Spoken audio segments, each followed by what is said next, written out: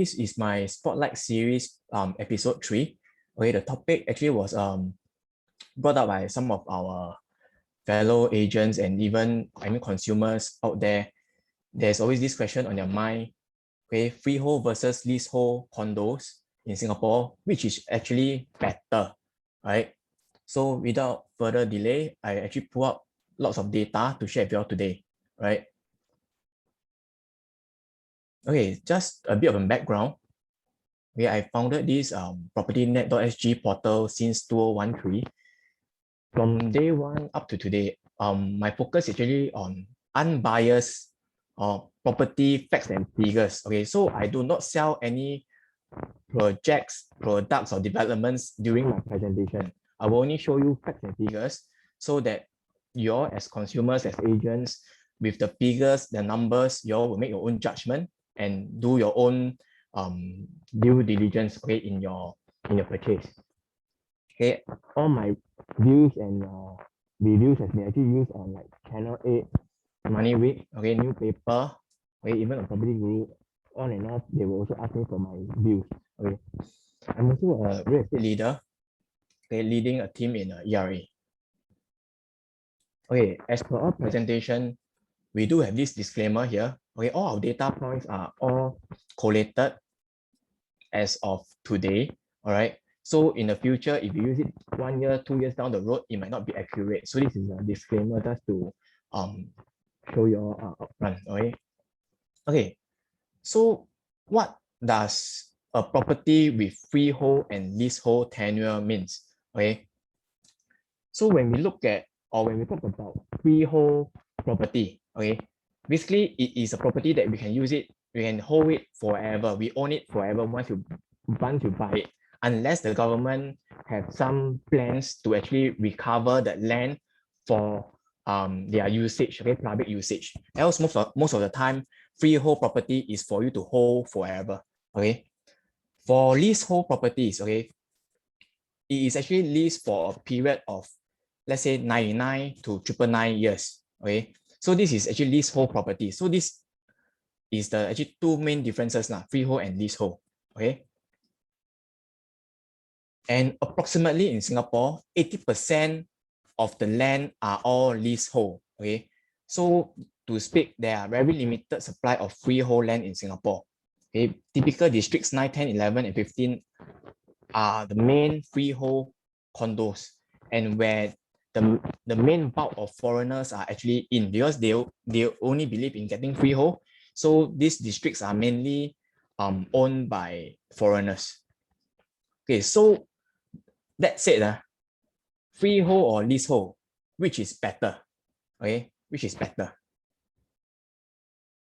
So 3 points to share with you all. Okay, 3 points to consider before you decide which is better. Okay, why are you buying today? Okay, in today's market, let's say today you are coming into the market to buy leasehold or freehold. You're thinking, okay, why are you buying today? I'll go through some questions to run through your head. So when you go through this sequence of thinking, you all will actually have a clearer judgment, okay, whether to buy a leasehold or freehold. Okay, and then I'll talk about which region, CCR, RCR, or OCR, and what is the price gap. Okay, what is the price gap? All right. Okay, why are you buying today? Okay, ask yourself this. Why are you buying today? Are you looking at short term? Okay, less than 10 years stay. Okay, or just for short-term investment, put the money in. Okay, 3 to 5 years, you can take out the money. Okay, or are you looking at long term, more than 10 years, okay, or pass it to your future generation? So all these will actually all these questions are actually, you need to run your head. Okay, so if you're going for short term, does it matter if it's leasehold, or does it matter if it is freehold? Okay, and even long term, okay, does it matter? So freehold matters. Okay, so you think about it. And when we look at capital appreciation, okay, when we look at freehold and when we look at leasehold, how much appreciation are you looking at? Okay, you want a short-term burst of a capital appreciation, or you look at a long-term holding capital appreciation. So all these will determine what to buy today. Okay, and if you're looking at rental yield, okay, how many percent? Okay, when you look at freehold properties being a higher price, the yield will definitely be lower. Okay, developments in Orchard area, their yields are as low as maybe 1%. Okay, so these are the type of rental yields you're looking at if you're looking at freehold in a cost control district. Okay, so if you're looking at low price, then the yield will be higher yield definitely.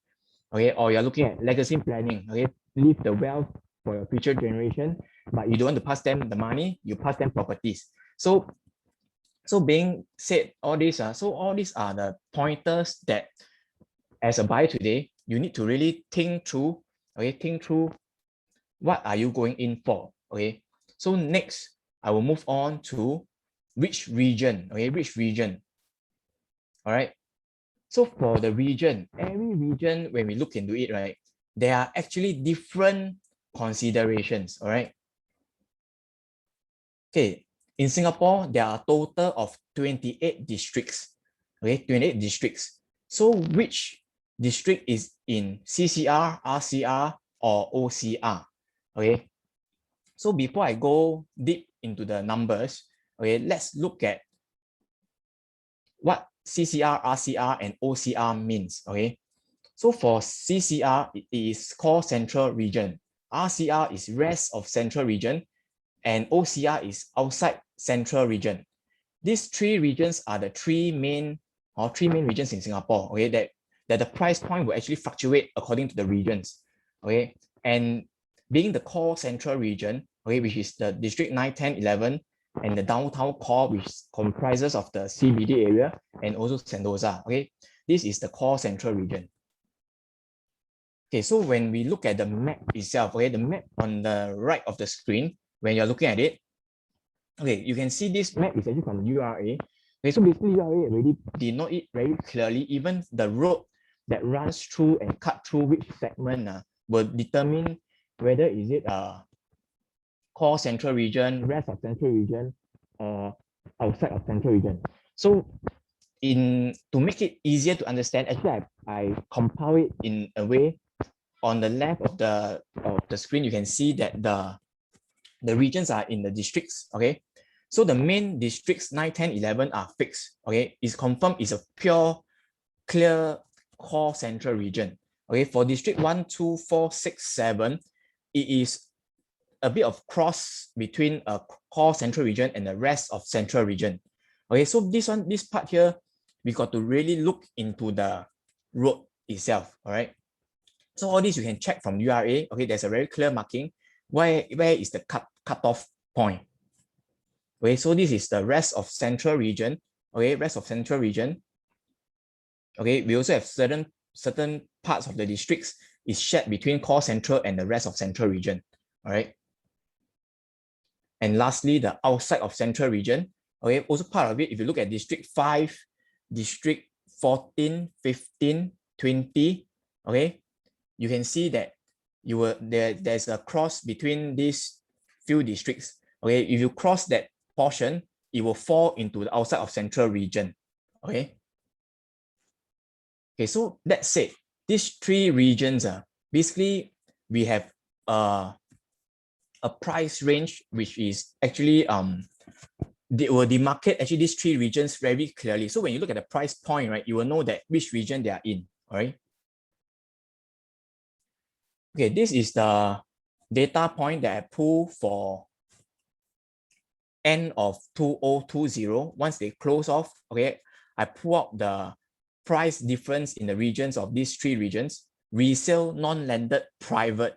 Okay, so you look at it, freehold, leasehold, and when you look at the core central region, you'll be surprised. Hey, how come the core central freehold per square foot, average per square foot, is lower than the leasehold? Okay, basically, this part here, right, don't be too surprised. For those who are dealing a lot in core central region, you will know that in core central region, because of the big quantum amount, okay, the big price tag, okay, divide by the square feet, okay, you will have a smaller per square foot, dollar per square foot. So this is why you see the average dollar per square foot is slightly lower than the leasehold, because leasehold being smaller units, but when they need to sell at a higher price tag, so the per square foot will go higher. Okay, so but then when you look back down to the outside of central region, you can see that the leasehold is definitely lower price than the freehold in the outside of central region. Okay, so you can see the price very clearly from there. Okay, so this is one of the differentiator that you need to take note. Okay, and the last point, which is actually the most important point if you ask me, okay, what's the price gap between freehold and leasehold currently? Okay, the two main indicators here, if you can look at it, okay, I separate into these two main points. Okay, the two main resale price gap to determine before we decide. Okay, the price gap between leasehold and freehold in Singapore, okay, and then between the three regions, okay, this one you will see a very big disparity there. Okay, so I pull the data point, okay, from 1995, whereby all our caveats are being logged digitally. So 1995, I pull all the way until end of year 2020, okay, which has a good 25 years trend for us to analyze, okay. So this is the overall non-landed resale private residential in Singapore, okay, from 1995 to 2020. Okay, the line that you see in blue on your screen now is actually freehold, and the line that is in green is leasehold. So when you look at the annualized growth, okay, annualized growth, that means per year annual returns is about, for the freehold is 3.3, for the leasehold is 3.32, okay, overall Singapore leasehold versus freehold. And you look at the gap, okay, if you look at the gap and the two lines, if you look at the two lines closely, the gap is actually quite parallel, okay, quite parallel. The gap is about 18%, quite parallel, okay. In tandem, it will move up together, all right.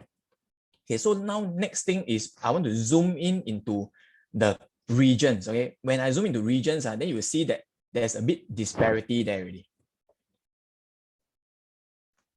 Okay, let's look at this core central region. Okay, you look at 1995, okay, the starting line, 1995. Okay, you see that the gap is still there, okay, but towards year 2020 at the end, okay, you look at the gap is no longer there. And when we look at our freehold growth or annualized growth, okay, it is 3.66%. And when you look at the leasehold growth, it is 5.08%. Okay, you all must be thinking in your head, you all must be scratching your head, hey, how come freehold growth is so different from leasehold growth? Okay, basically, if you understand the foreigners buying Singapore core central region freehold properties, basically once they buy it in Singapore freehold, right, they will actually put the property here forever. They will not touch. Okay, so that said, there won't be much transactions, okay, to drive the numbers to go up. Okay, there's not much transactions to drive the numbers to go up. But for leasehold, it is very different. Leasehold will be more or less, most of the time, 80% will be owned by Singaporeans. So being leasehold, there's always this worry that, oh, after 30, 40 years or 50 years, the property is already going to be old, run down, the lease is going to be lesser and lesser, they call it the lease decay. Okay, so during this period, there will be a lot of transactions going on, and there'll be on-block cycle that will be kicking in. Okay, so this will actually make the growth of the leasehold actually stronger than freehold. Okay, if you follow me, actually this is the one of the reason why, okay, the growth is so significant, that when you see in the long-term trend, when you pull it out, you realize that actually leasehold is actually getting more growth year on year. And if you look at currently, okay, in year 2020, when I end this data that I pull out, you notice that the gap is not there anymore. Okay, so if you can find something of this price range, okay, resale at around 1,900, okay, 1,950 per square foot range, okay, it is a good time to go in for a freehold. Okay, since there's no gap, okay, may as well get a freehold to actually for more certainty in the long run. All right, because in the future we won't know how the market is going to react. All right. Okay, so now when we look at rest of central region, okay, similar phenomena. Okay, you look at the start, the gap is there, but towards the end, the gap is not there. And you look at the freehold growth, 3.56%, and the leasehold growth, 4.14%. The gap is almost also very close or almost zero. So it's insignificant. Okay, so when we look at the price gap for resale, okay, we got to take note of this. So if you're serving your customers looking at resale properties, okay, this is a good sharing point. Okay, so don't always just look for freehold, but also can look at leasehold. And then not forgetting, we got to think back, what's our point number one? Are they looking at a long term or a short term? All right. So long term, short term, okay, will determine where you should put your money in. And lastly, our outside of central region, okay, outside central region being where all the mass market properties are, okay, you look at the growth for the freehold growth, okay, it is at 2.75, and then you look at the leasehold growth, it is at 2.54%. Okay, so if you look at this mass market condos phenomena, right, you can see that the chart, it is running very in parallel. Okay, very in parallel. Okay, basically this is where all our main bulk of Singaporeans are actually holding on to the properties that we're holding on to by Singaporeans. So you can see that this gap is actually quite clear. Okay, in outside central region, okay, if you are going for a long term, you want to keep your property for long term, you buy a freehold. Okay, so if you are, or because of price affordability, you got no choice, you go and buy a leasehold. So for this phenomena, you can see that in outside central region, right, it is where the mass of Singaporeans are in. Okay, so the price gap is there. Okay. Okay, so to summarize the above three regions and the overall regions, okay, so you can note, if you notice, okay, the price gap, okay, for overall charting is about 18%, and if you look at the OCR gap is 10%. Okay, so I want to bring you all back to the numbers, right? So if you look at it, did the price gap of a freehold exceed more than 20% when compared to leasehold? So when you look at it, right, there isn't a time whereby the freehold will exceed the leasehold by more than 20%. Okay, so in conclusion, okay, so in conclusion, if you run through this thinking process, okay, thinking process with your client, with yourself, okay, you all got to always think through these 3 pointers: short term, long term. Okay, then you will determine whether leasehold or freehold. Okay, then which region you're looking at. Okay, looking at the growth potential, which region you're looking at. Also looking into long term and short term, whether leasehold or freehold. So this will be the determining factors. All right, and lastly, the price gap when we are looking at, okay, is the price gap widening. Okay, when it is widening, then we will look into the final details where we look at the long-term trend chart. Okay, so based on the trends, in conclusion, resale non-landed, okay, private transactions, as I said earlier, okay, when the price gap close up at the various regions, okay, then we should go straight for the freehold, because it is a no-brainer. Freehold is still a safer property to keep, because freehold, the price will definitely will not go down. Okay, and you keep long term, it is still a freehold tenure.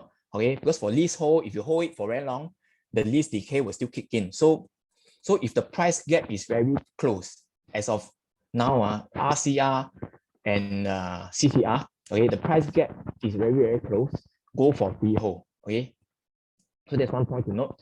And then when you are looking at if you're looking at new purchase, buying new launches, okay,